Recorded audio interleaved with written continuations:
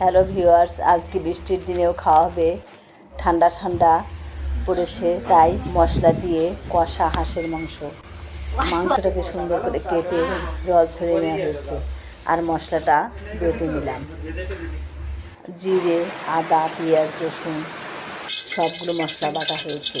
এখন কড়াইতে তেল দিয়ে পেঁয়াজগুলো সুন্দর বেরেস্তা করে ভেজে নিলাম।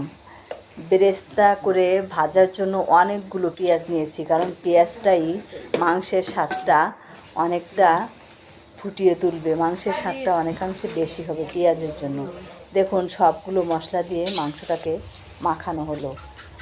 তেল দিয়ে, সরিষার তেল দিয়ে মাখানো হলো, কারণ তেলটা একদম হাড়ের পর্যন্ত চলে যায় আর অনেকটা টেস্টি হয়। তেলের ঘ্রাণটা কিন্তু ভালোই লাগে। আলুগুলো ভেজে নেওয়া হয়েছে আর চামড়াগুলো একটু ফুটিয়ে রাখা হয়েছে। জিরে, গরম মশলা সবগুলো মশলা আলাদা আলাদা করে এভাবে প্লেটে করে ভেজে নেওয়া হয়েছে।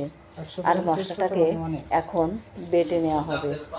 দেখুন, সমস্ত ভাজা মশলা কিন্তু বেটে নেব। আর কড়াইতে তেল দিয়ে, ওই যে তেল ছিল ওই তেলেই জিরে তেজপাতা দিয়ে মাংসটাকে দিয়ে দেয়া হলো।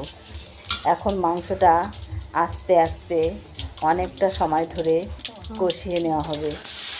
আর এদিকে ভাজা মশলাটাও বাটা হচ্ছে।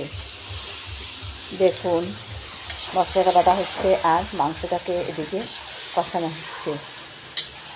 অনেকটা সময় ধরে মাংসটা কষিয়ে নেওয়া হবে।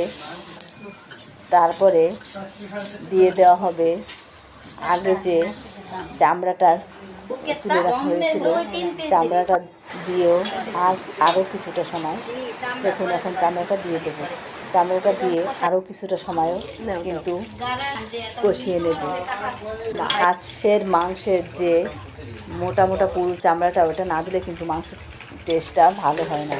তাই চামড়াটা দিয়েও আরও কিছুটা সময় কষিয়ে নেওয়া হলো। এখন দিয়ে দেওয়া হবে গরম জল। গরম জল দিলে মাংসের স্বাদটা কিন্তু আরও বেশি হয়, কারণ জলটাও ফুটে যায় আর মাংসটাও তাড়াতাড়ি সিদ্ধ হয়ে যায়।